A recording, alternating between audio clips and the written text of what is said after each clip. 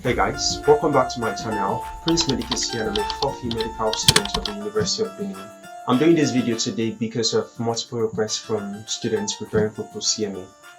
In today's video, we'll be considering how to prepare for Post UTME. This is irrespective of the university you apply to. But before we delve into that, we need to get something clear first.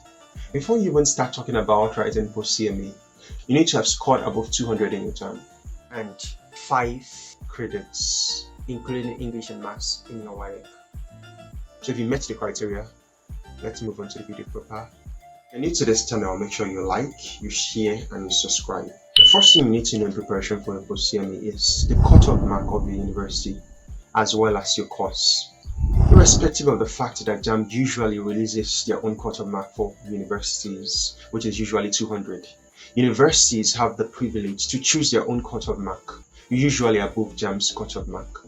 So at times, JAMB might stipulate that the general cutoff mark for universities is 200. People might decide to put their own general cutoff mark at 214. So you should know your university's cutoff mark. Then once you're done knowing that, you should as well know the likely cutoff mark for your course. In recent times, universities introduced what we call aggregate score, which is a summation of both your JAMB and your Post UTME scores divided by a certain number, depending on your university. This year, you might not know the exact cutoff mark for your university, but you should know the range within which the cutoff mark revolves. This will guide you towards preparing for your Post UTME. The next point you should take note of is the subject combination for your course. Universities have subject combinations for a particular category.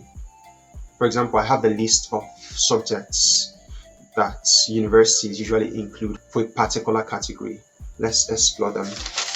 For arts, most universities consider English, literature, history, government, and a bit of CRS. For social sciences, universities consider English, economics, government, agri, geography, and maths. For science subjects, universities usually consider English, maths, chemistry, physics, and biology. The particular course you're going for has its own subject combination, which is a subset of this general category. An example is those going for medicine and surgery. They obviously fall under the science category. Some universities choose not to include maths in their Post UTME. An example is Uniben. For some years, I've noticed Uniben hasn't been putting maths in their Post UTME. And when it appears, it's usually few. So you should take note of that. For those going for engineering, maths definitely is what you're going there for. English, maths, physics, and chemistry. And I've noticed for most universities, English takes a huge chunk of the number of questions. If there are 50 questions, English is likely to be 20 questions. And the remaining 3 subjects is 10, 10, 10.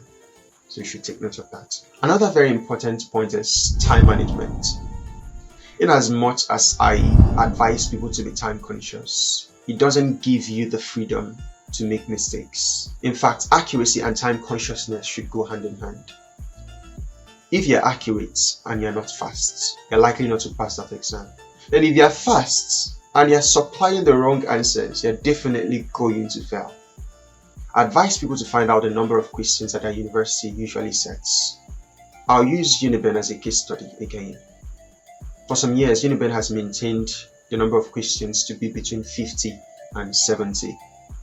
So with that in mind, it gives you a picture of what you should expect. Solving 50 to 70 questions within 1 hour. So before you even go for the actual Post UTME, while you're preparing on your own, you time yourself and you give yourself 1 hour to answer the questions. What this does is, by the time you go for the actual Post UTME and you see 50 questions within 1 hour, you're not bothered because this is something you have replicated time and time again. I will also advise you to be time conscious while writing your Post UTME. This will help you know whether you're solving questions in time or you need to up your game, solve questions faster. This brings us to the final segment of this video, where I'll be answering some of the questions I was asked in my social media handles by students preparing for Post UTME. The first question comes from Awe. I don't know whether I'm pronouncing your name well. I don't know whether it's Awe or Awe. Please forgive me if I'm not pronouncing it well.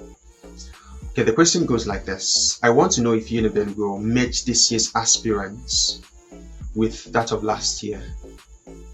I've heard some universities are doing this already, but UNIBEN hasn't publicly said something pertaining to this.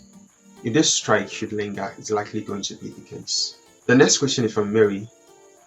She says, please, do you have any idea when they will start selling UNIBEN Post UTME forms? For now, Post UTME forms for UNIBEN is not yet out. Though you might see online some people claiming that it's already out, those information are false. The next question is from Emmanuel. His question goes like this. I'm an aspirant of Uniport. I wrote JAMB this year and I scored 190. Can I get admitted into nursing? I'm sorry, Emmanuel, but the answer is no, all things being equal. 190 is already below 200, which is JAMB's usual yearly cutoff mark. My advice to you is to study harder, prepare for next year's JAMB.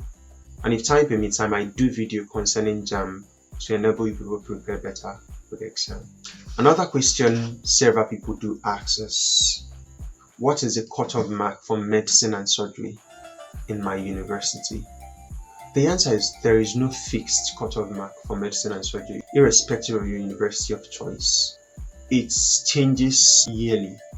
If students perform very well in JAMB this year and they do well in Post UTME, the university is likely to decide to increase the cutoff mark for that particular year. But if they do poorly, the university will reduce the cutoff mark. So those are the questions for the meantime. If you have more questions, let me know in the comment section. To keep seeing interesting videos like this, don't forget to hit that subscribe button. And if you think this video will be helpful to anybody you know, do well to share it with the person. I'll see you in my next video. Bye.